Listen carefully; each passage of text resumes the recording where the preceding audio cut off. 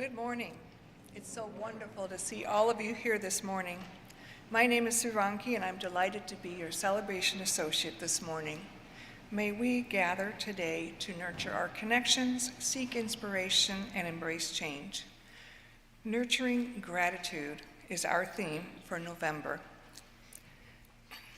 Practicing gratitude can re-engage our sense of being alive and awaken us to what is truly precious. We have many activities this week. Please read the announcements in your order of service or check the sanctuary screens to learn more. I do have one note that the Care Cafe is not happening today. Now I invite Walt Peck up for an announcement from FUSIT's Human Needs Fund.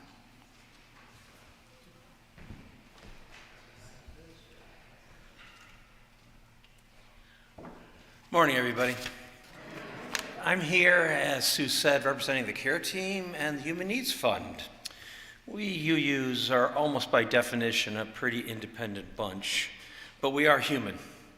And there are times when we need to help each other. Founded in 2015 and replacing an earlier fund called the Ministerial Discretionary Fund, the Human Needs Fund is a small account set aside to step in when congregants find themselves in financial distress. Perhaps an illness has left them unable to work and the rent is due. Or maybe a car is broken down and needs expensive repairs, and the person needs that very car to get to work. Stuff like that is what the Human Needs Fund is there for. Nancy Dolge and I run this fund, fielding requests and paying bills directly to the creditors when appropriate.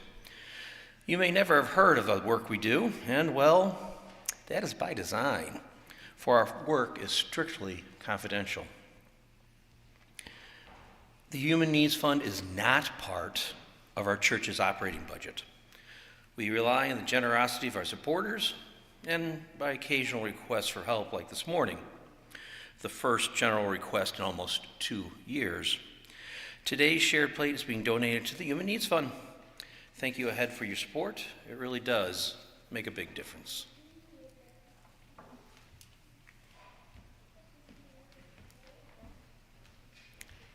Thank you, Walt. If you're new or visiting for the first time, I invite you to stop by the welcome table in the parlor after the service, right through these doors. This is where we usually have coffee, snacks, and conversation after the service. And feel free to stay in here if you have trouble hearing or maybe an introvert. And in the spirit of intentionally gathering in community, please take a moment and switch your cell phones to silent mode. Before we light our chalice, let's all take a moment to greet those around us.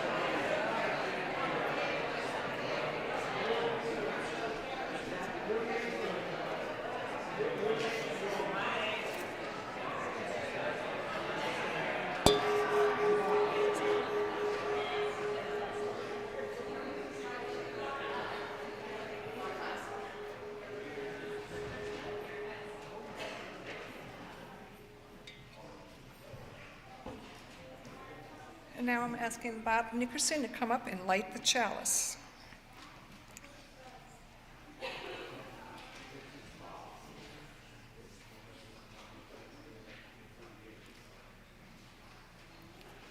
Please join me in the saying of the chalice lighting words. We light this chalice for the warmth of love, the light of truth, and the energy of action. Dehumanization starts with words and ends with killing. Do I have to put up with someone tearing me down or questioning my actual right to exist? Is there a line that shouldn't be crossed? The answer is yes.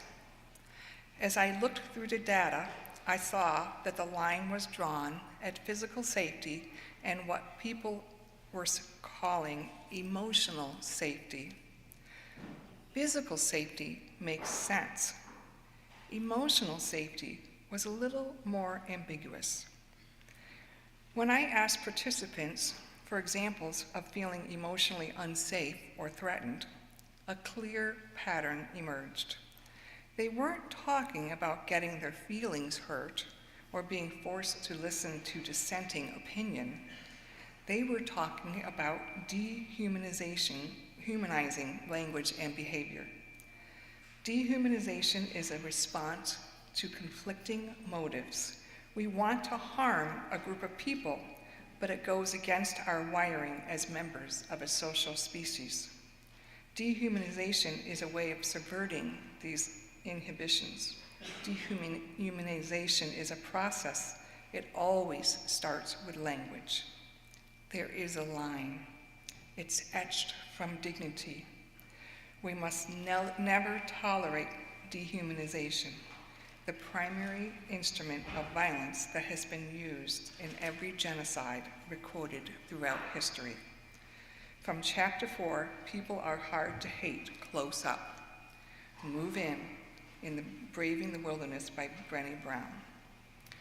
And now I'd like to introduce our speaker today, Sue Mann. She's a longtime member of FUSIT, and she and her husband are the chairs of the Unitarian team.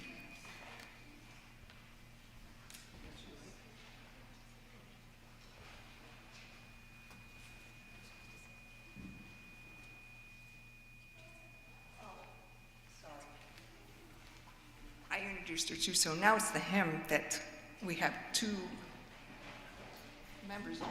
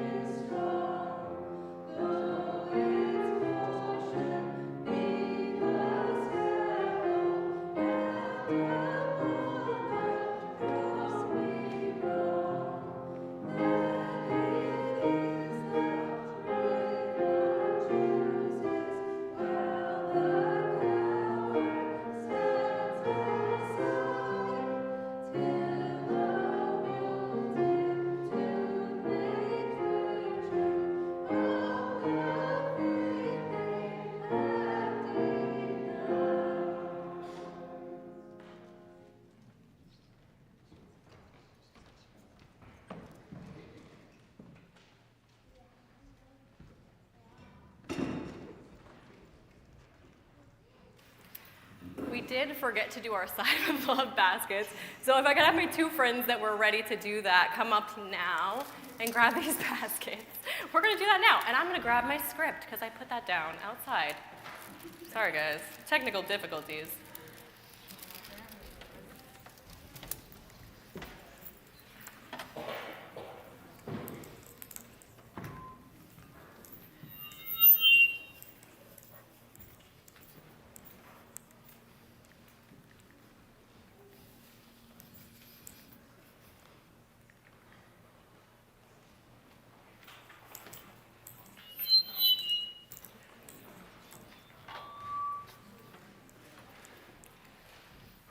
I'm screeching out there. Sorry, everyone.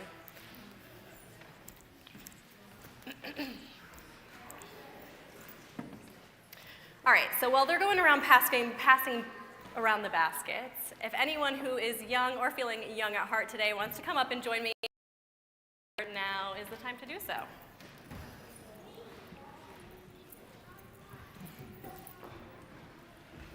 You want to do the Wonder Box? I would love if you would do the Wonder Box. How you feeling today? Yeah, I know. You're feeling better though? Yeah, you got it all out. That's great. That's good.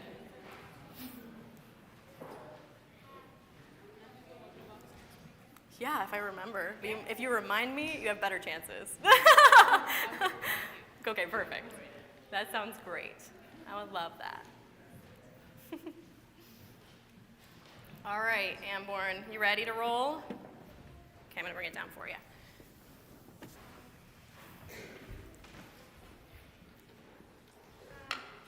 What'd you find? 2 shovels. What else is in there? Here, flip it over. Flowers. Give it a shake. What do you hear? Is that giving you any hints? Do you want to ask Jester? They might know. Is it music? You're getting closer. Jester, what do you think that is? I think it's seeds as well. Thank you, Amborn, for opening our Wonder Box for us this morning. So I have a story for you guys, and this story is called The Farmer's Legacy, okay? And I did change this story a little bit, as we do, so just putting that out there. If you are already familiar with this story, it is adjusted, okay? So long ago, there was a farmer who worked hard his entire life to leave a legacy to his children so that their lives would be a little bit easier. He had lived a good life. His only regret was that his 3 children always fought. Now that he was old and his life was near its end, he wanted to find some way to help them see what a precious thing it is to be able to work and to be able to spend time with your family. So he did. One winter day, the old farmer called his children to his bedside and said, "My children, I have accumulated great wealth. It can be found deep in the fields. That is where you will find your legacy." Now, a short time later, the farmer did pass away. His children grieved, of course, because they loved their father. Their sadness brought them together, and they stopped fighting. It's great. He wanted that, didn't he? Now, one day, they decided to all go out together and look for their legacy. He said it's deep in the fields. It must be buried. We'll need to dig for it. So they dug for days. They dug up almost all of the farmland. One sibling said, "We must have missed it." We must have missed it, but I'm too tired to keep digging. Since we have already dug up the earth, we might as well plant this field. So they did. Fall came, and after harvesting their crops, they began digging again, looking for their legacy. They dug for days until they had dug up almost all of the farmland, but they didn't find anything. "We must have missed it, but I'm too tired to keep digging. Since we have already dug up the earth, we might as well plant this field." So they did. Yet again, fall came. They harvested their crops. This year, their harvest was even bigger than the year before. After the harvest, they dug for their legacy, and not finding it again, decided to plant their crops. This continued for a few years. During that time, they got married, they started families, they lived comfortable lives off of money from selling their crops, and they grew strong from working in the fields. They were very healthy and very happy. And of course, they didn't fight, right? They all came together and were digging together and building together and farming together, raising their kids together. Now, one spring they realized that their true legacy that the father had left them was not this great wealth in the form of money, but the rich farmland that they were growing in every single year. They stopped digging for treasure and started working the farm, happy that their father was wise enough to leave them this great gift. They decided they would like to share the land and take good care of it so that they could leave it to their children someday. So they did. Now, who here owns farmland? I see like 2 hands up, 3 hands. I have like under an acre. That's not a farm. I have a garden. So you have a garden too. That's good. Gardens are great. And Benny does too. Now, not everyone owns farmland to leave their children, and not everyone even has children to begin with. So, how do we pass our legacies down? It may be a house, but it could also be a value like hard work. It might be a beautiful necklace, but it could also be a belief or a religion like Unitarian Universalism. The legacy might be a favorite book, but it could also be photographs or memories of special times. And like I said, not everyone has children of their own to pass their legacy down to. But that doesn't mean you don't have a legacy to pass down to someone. It could be a niece or a nephew, or maybe the children in your congregation right here. Now, we're going to get a little sad because we have to. We got to hold some space now. In this world, we have a long history of people being displaced, taken from their families, taken from their lands. This has caused great suffering. And despite the disruption of war and hate, still so many people have been able to keep their values and their beliefs alive. It is a privilege in itself to have land to dig and family to fight with. May we hold in our hearts those who have lost their lives fighting to keep and protect their legacy. Now at this time, we're going to light our chalice, or our lantern. That's not really a lantern yet. I did order one though. There is a lantern coming, I promise. Next time, there'll be a lantern. Now, Jester, would you want to light this chalice with that chalice? And will the rest of you, if you would like, gather in a circle around this big chalice on the stage? And again, if you would like, with consent from one another, we could hold hands. Okay, here, Jester. And they're going to light our chalice. And if you in the crowd would like to hold hands as well and just take a moment of silence. Oh, wait. Let's wait for the kids to circle up. No, you're good. Here, kids, let's get in a circle. You don't have to hold hands to be in the circle. Important. Here, can we all stand up and grab in a circle? We're going to make a circle around the chalice on the stage over here. I love you guys are very suspicious about circle making today. It's going to be okay, guys. We don't have to hold hands, I promise. Amber, I'll let you extinguish the chalice upstairs, okay? All right, Jester. We light this chalice for the warmth of love, the light of truth, and the energy of action.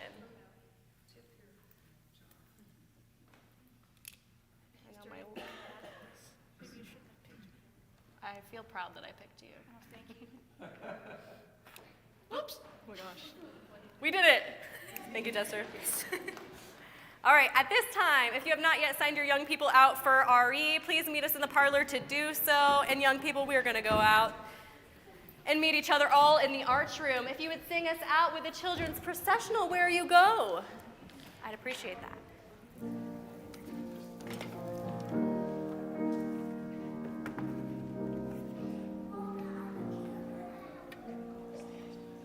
Where you go, I will go, beloved.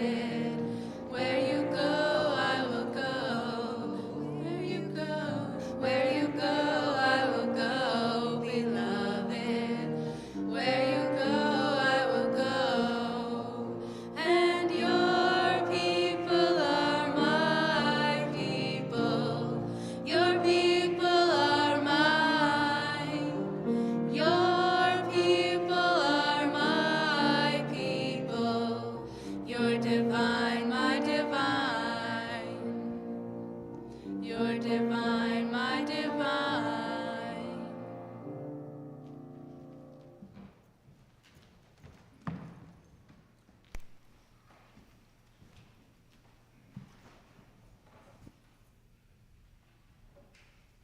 Good morning. In a spirit of reverence, love, and care, we take time now to bear witness to some of the joys and sorrows of our community, to share those events that call for our prayers and support, our praise and celebration. Appreciations for Brian Harrington and Linda Lydell for baking the many cornbread muffins that we shared during the cornbread and cider communion. Everyone who brought in chili, cornbread, toppings, drinks, and desserts for our chili lunch, and all the people who stepped up to help with setup and cleanup for the service and lunch that followed. I think it was a great success. For those we are holding in our thoughts, in our hearts, and perhaps in our prayers, into this community, into this space of healing and hope, let us call these names out loud.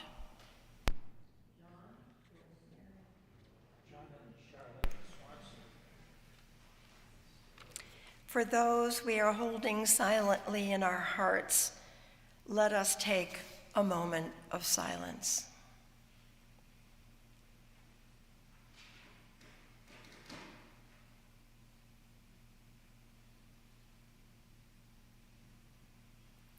We extend loving kindness to all in our world, and let us remember to extend loving kindness to ourselves. Today, tomorrow, and beyond, let our hands be outstretched in kindness, and let us strive to keep showing up to our lives and each other with an open heart. Love and courage to us all. Blessed be, and amen.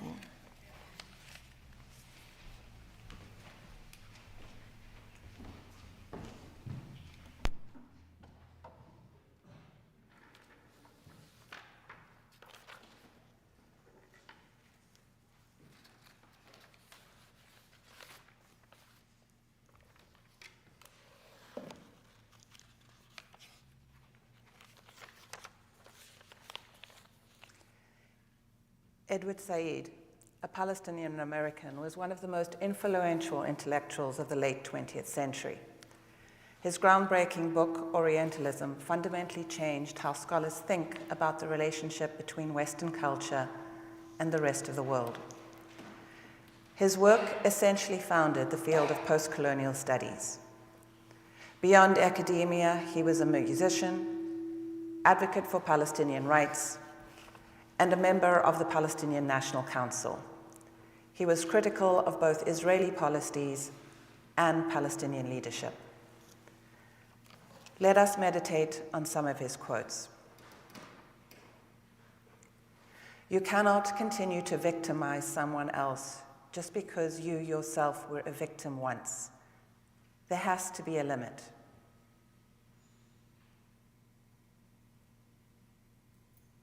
Every empire tells itself and the world that it is unlike all other empires, that its mission is not to plunder and control, but to educate and liberate.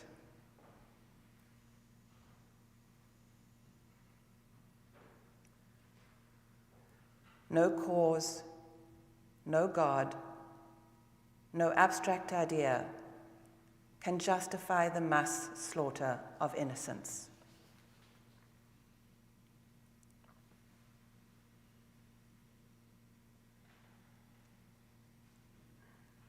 Since when does a militarily occupied people have the responsibility for a peace movement?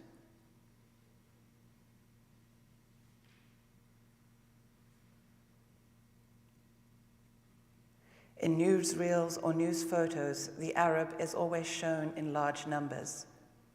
No individuality, no personal characteristics or experiences.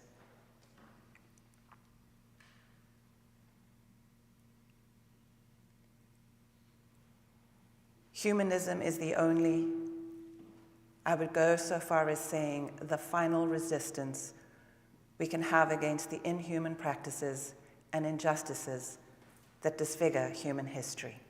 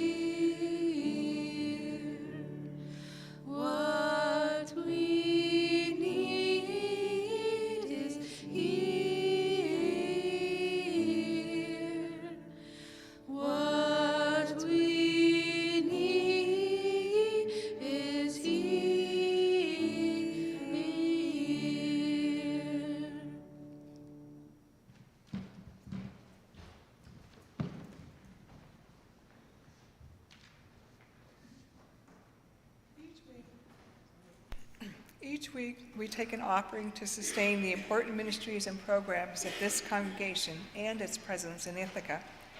Giving to the plate is important. It's a symbol of our gratitude for this service and for our ongoing commitment to support the work of this church. For those watching remotely, just follow the instructions on the screen. For those attending in person, our ushers will pass the plate.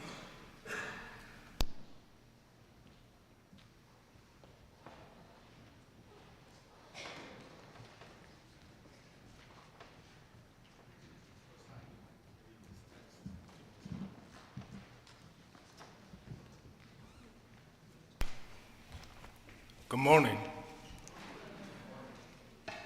Weeping by Bright Blue is one of the anti-apartheid movement's many iconic songs.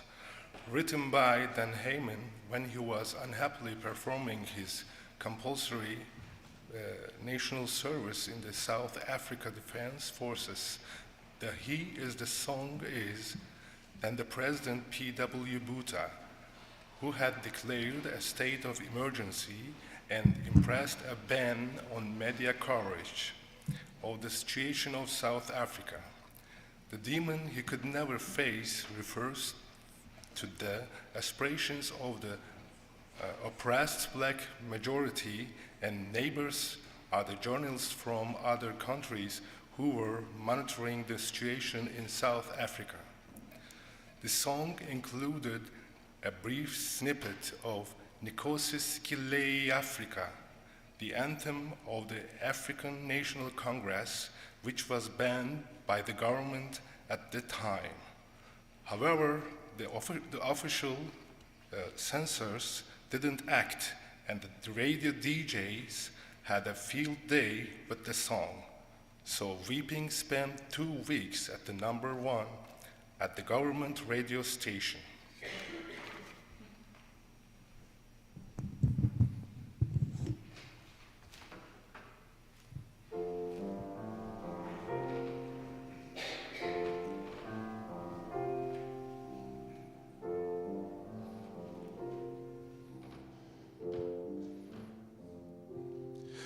I knew a man who lived in fear.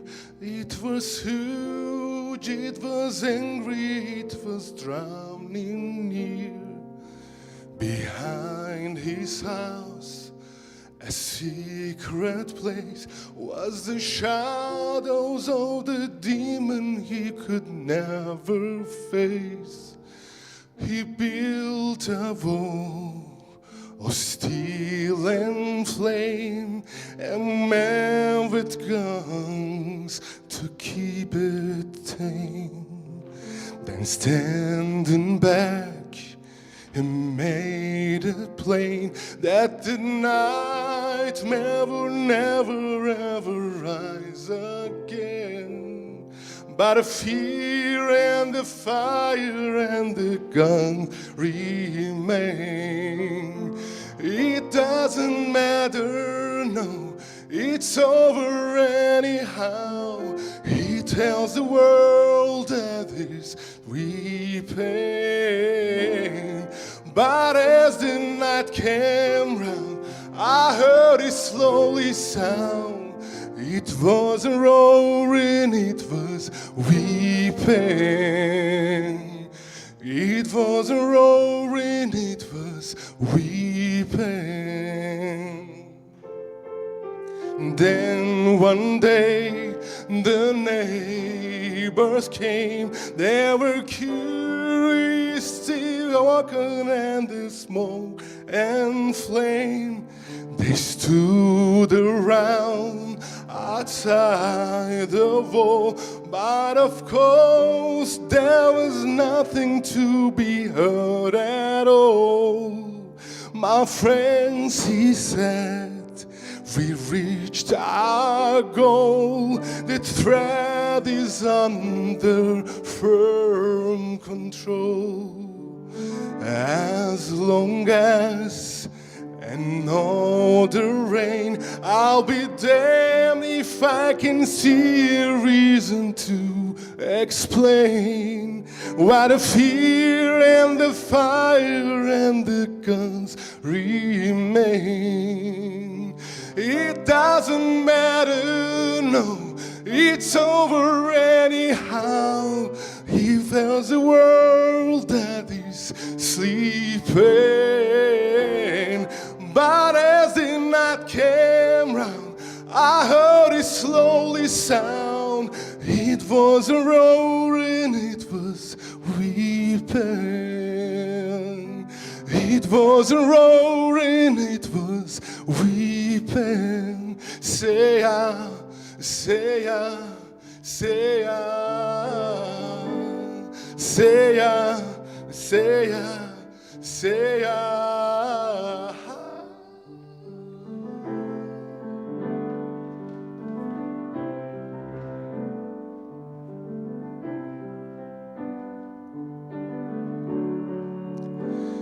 It doesn't matter now, it's over anyhow.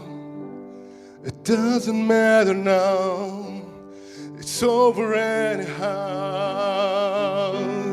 It doesn't matter, no, it's over anyhow. He tells the world that he's sleeping, but as the night came round, I heard it slowly sound. It was a roaring, it was weeping. It was a roaring, it was weeping. Say ah, say ah, say ah, say ah, say ah, say ah, say ah, say ah. Say ah, say ah, say ah, say ah.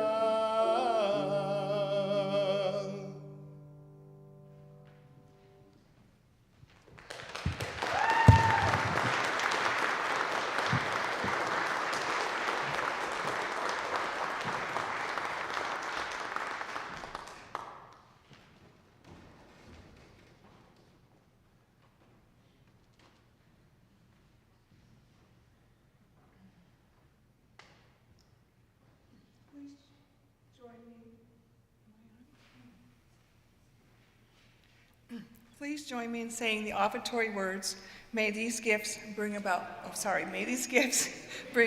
connection, inspiration, and engagement within these walls and beyond.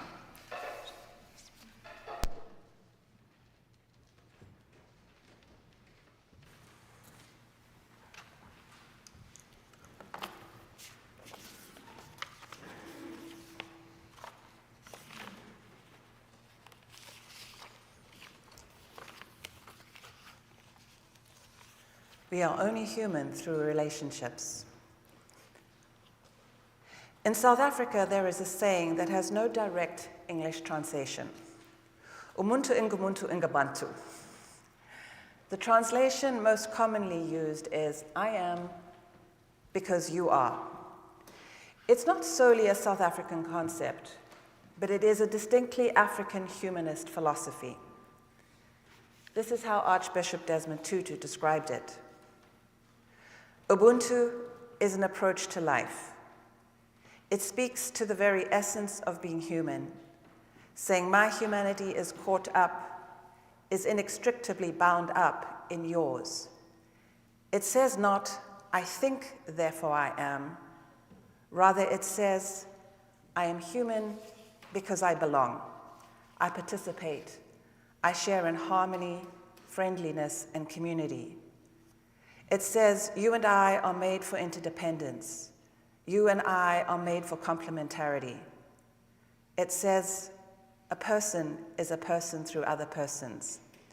You might almost see God rubbing his hand in glee of, voila, that is exactly why I created you, that you should know your need for the other. You cannot be human on your own.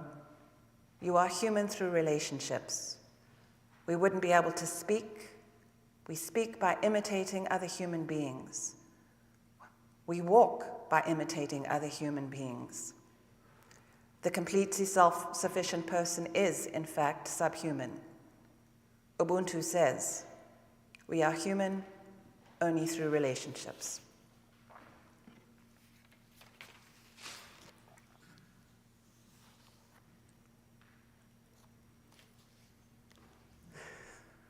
To all who have encouraged me, helped me, and given me moral support as I prepared this, thank you.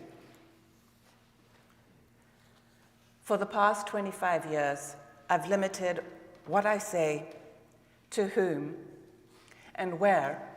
I knew this was going to happen. About my experiences in Palestine. It felt like a necessity, but not one I was happy with. It has never felt safe to really speak. As I learned quickly as an MBA student in 2001 after 9/11, that it was indeed not safe. I was accused then of being an Islamic terrorism sympathizer. The last time I spoke publicly about my time in Palestine was in 2002 at a Cornell teach-in. I have not done so since then. Yes, some of you know I've written a novel, but that is memoir, not autobiography. And I intentionally wrote hardly at all about my work as a diplomat. As I stand here, I remember a time as a teenager in South Africa when our church's priest preached in support of Archbishop Desmond Tutu's call for international sanctions against the apartheid government. Half the congregation left, saying politics has no place here. He later told me how hard it was to choose what was right over what was safe, but how his faith guided him in his choice. That's some of the background to my words today. In no particular order, here are some of the lessons I first learned 30 years ago. Number one, don't believe what Israel says or what accords it signs. Watch what it does.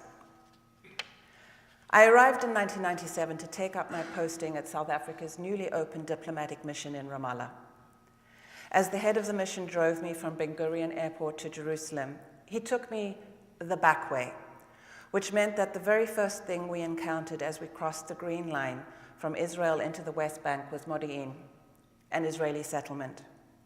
From the signing of the first Oslo Accords in 1994, Israeli settlement expansion has never stopped.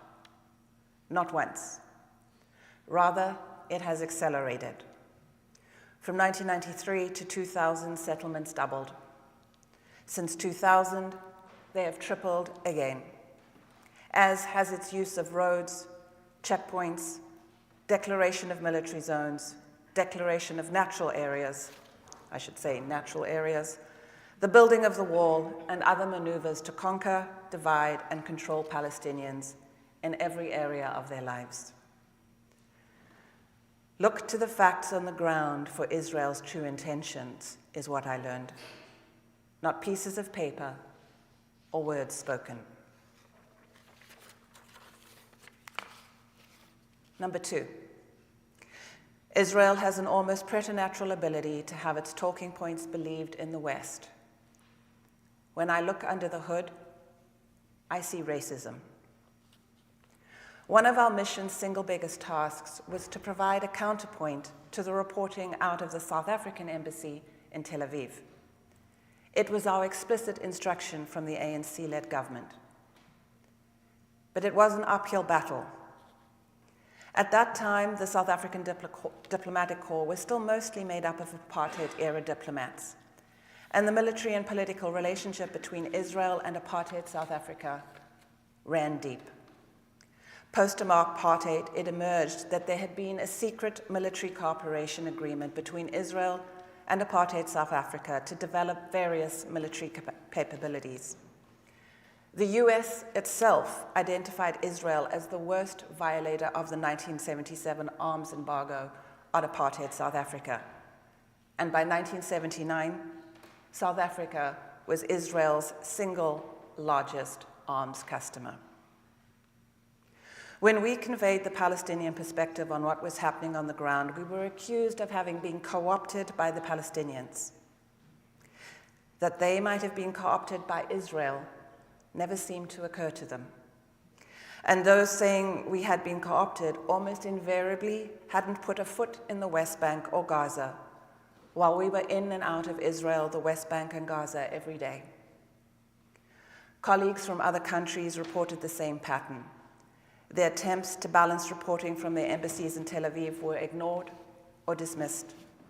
They expressed their deep frustration at how much they had to tailor their work to fit an external, remote, Israeli lobbying-influenced understanding of the place that resulted in the development work that they were able to accomplish being minimally positive at best and actually interfering with Palestinian development at worst. What I experienced then was that it was the non-aligned movement, or the Global South as it's often called, the areas of the world who have experienced Western colonization, who had not bought into Israel's description of reality, while the West mostly had.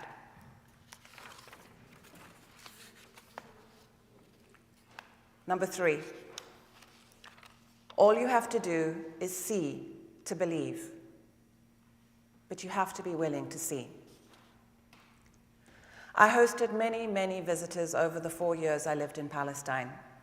Most understood Israel and Palestine only through the news, typically biased towards Israel.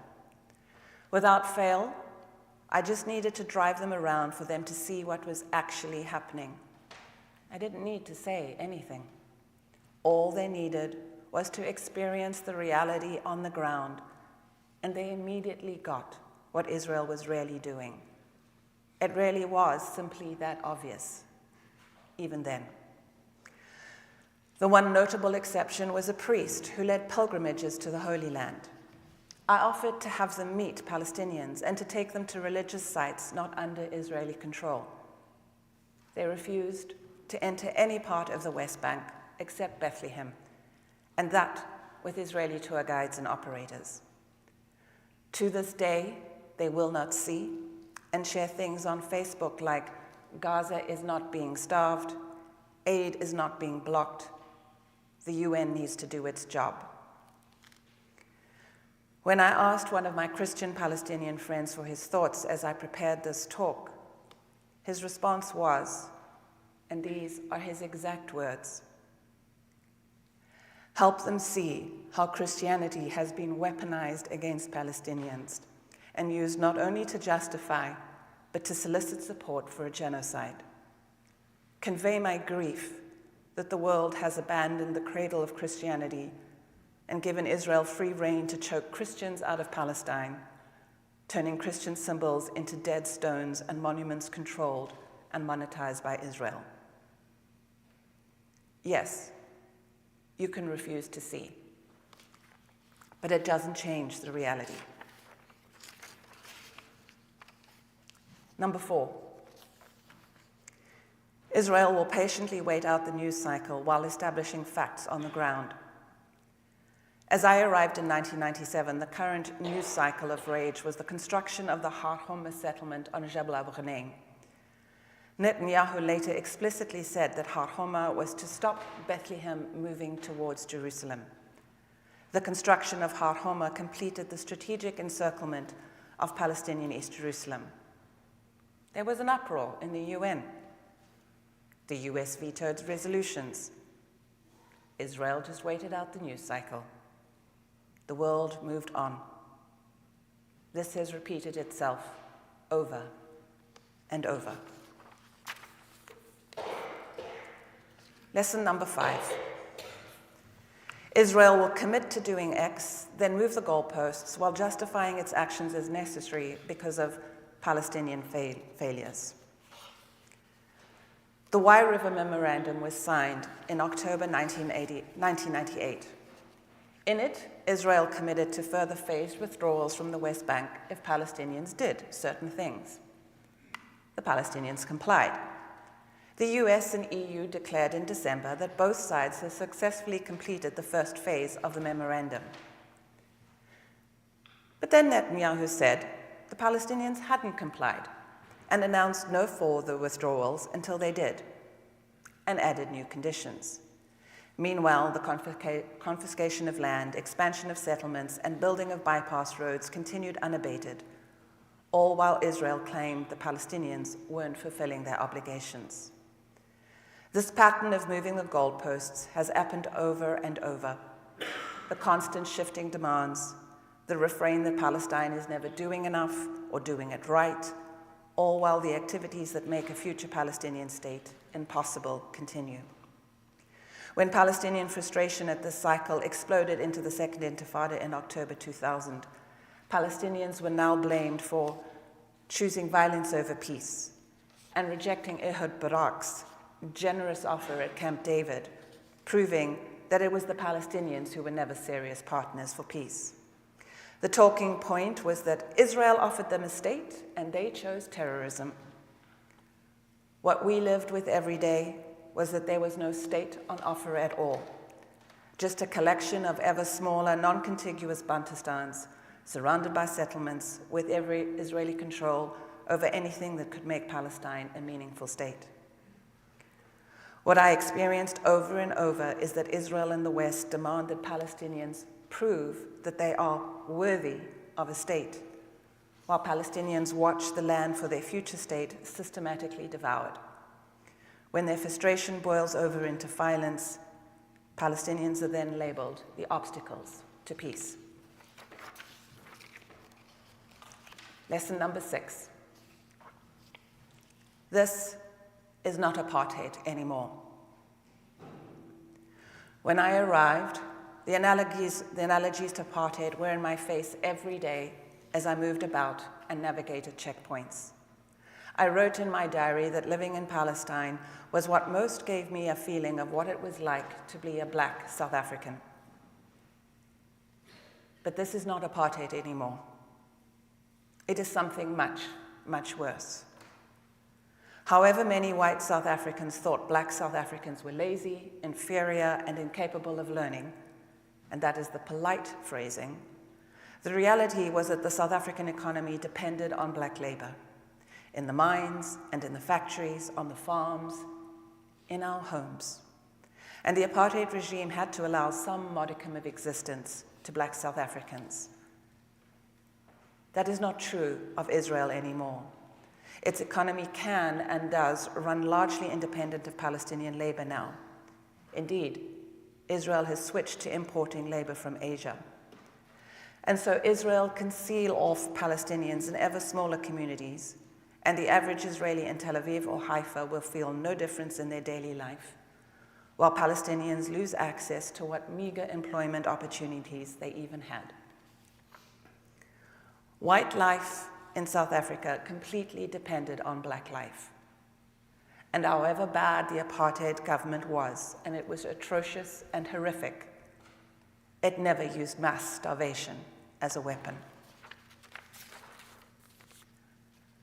Number 7, my last lesson learned.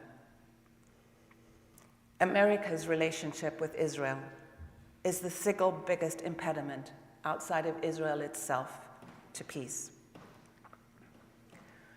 What I learned from my ANC and black South African friends is that they have never seen America as a beacon on a hill, a beneficent shining light for democracy. Leave aside America's actions elsewhere in Africa, which are reprehensible. As late as 1988, Reagan was designating Mandela and the ANC as a terrorist organization, and Reagan vetoed the Comprehensive Anti-Apartheid Act. Congress overrode his veto. It was not until 2008, 18 years after Mandela's release from prison, 14 years after South Africa's transition to democracy, and Mandela and de Klerk had won the Nobel Peace Prize, that Bush finally lifted the designation of the ANC as a terrorist organization, and the State Department lifted travel restrictions on members of the ANC, which included Mandela. In a very real way, South Africa achieved democracy in spite of, not because of, American foreign policy. The Palestinians I know and have worked with all want peace and democracy. I'm happy to deal with the question of Hamas afterwards. And they feel blocked by America at every turn. UN resolutions condemning settlement expansion vetoed by the US. Attempts at accountability through international bodies blocked by American pressure. Calls for restrictions for military aid defeated in Congress with overwhelming bipartisan support. America actively provides the weapons, the diplomatic cover, the financial support, and the political protection that sustains Israel's actions against Palestinians. When I recently connected with some Palestinian friends I hadn't seen in years, their sense of despair at America's unwillingness to limit what Israel was doing broke my heart. They truly felt that they were going to be annihilated as a people, and that America was willing to let it happen. Palestinians want to and are fully capable of achieving their own freedom. They just need America to stop blocking the way. Both Israel and America's tacit and actual foreign policy support to apartheid South Africa delayed the end of apartheid, but ultimately could not stop it. The tide of the world turned, and the American administration, belatedly, reluctantly, had to get on board. I don't know if we are at that moment now with Israel and Palestine. Definitely, there has been a turning of the tide in world opinion against Israel's action. The cruel lesson I have learned as a South African and an American who has chosen to make this country home is that America itself is one of the biggest obstacles to peace. For anyone who watched Schindler's List, you may remember the concluding image of how the people who Schindler saved became the future generations he saved. What is this moment asking of us? I don't know if sharing what I shared here will make any difference at all, or what kind of blowback I will receive. My husband and my old family priest have both warned me to be prepared for the worst. Honestly, it feels very scary to have shared what I have the way I have. But I cannot look my son or any grandchildren we may be blessed to have in the future in the eye at the end of my life and say, I stayed silent when I could have spoken, that I was too afraid to speak. I have spoken.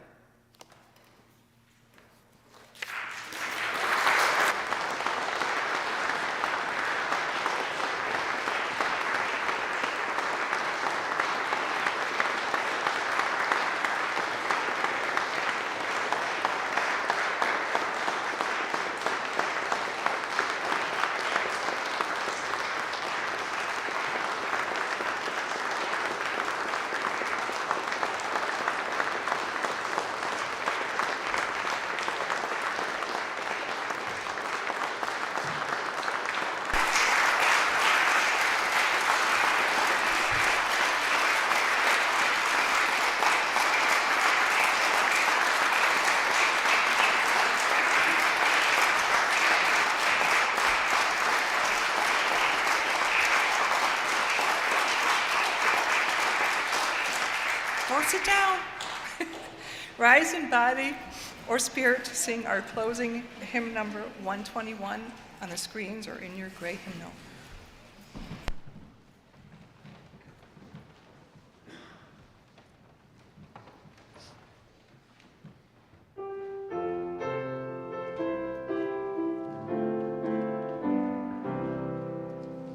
We'll build a land where we bind up the broken. We'll build a land where the captives go free. The world of gladness dissolves all mourning. Oh, we'll build a promised land that came. Come, build a land where sisters and brothers, anointed by God, may then create peace, where justice shall run down like waters, and peace like an ever-flowing stream. We'll build a land where we bring the good tidings to all the afflicted and all those who mourn, and we'll give them garlands instead of ashes. Oh, we'll build a land where peace is born. Come, build a land where sisters and brothers, anointed by God, may then create peace, where justice shall roll down like waters, and peace like an ever-flowing stream. We'll be a land building up ancient cities, raising up devastations from old, restoring ruins of generations. Oh, we'll build a land of people so bold. Come, build a land where sisters and brothers, anointed by God, may then create peace, where justice shall roll down like waters, and peace like an ever-flowing stream. Come, build a land where the mantles of praises resound from spirits once faint and once weak, where the oaks of righteousness stand her people. Oh, come, build a land, my people we seek. Come, build a land where sisters and brothers, anointed by God, may then create peace, where justice shall roll down like waters, and peace like an ever-flowing stream.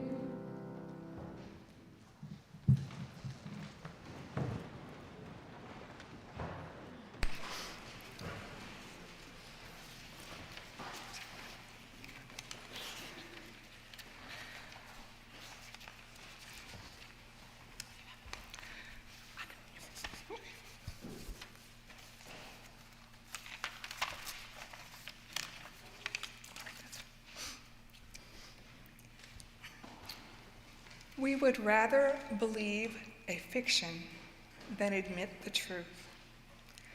Our personal identities are built on story. So are our collective institutions. Consequently, it is extremely frightening to doubt the story. When you inflict suffering on yourself in the name of some story, it gives you a choice. Either the story is true, or I am a gullible fool. When you inflict suffering on others, you are also given a choice. Either the story is true, or I am a cruel villain. And just as we don't want to admit that we are fools, we also don't want to admit we are villains. We prefer to believe that the story is true.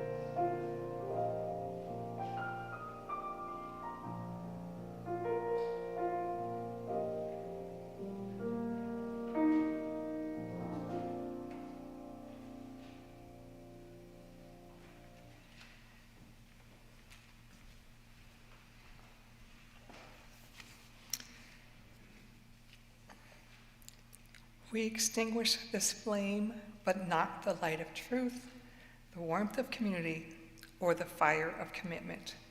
These we carry in our hearts until we are together again. Our service has ended. Let our true service now begin. Go in peace.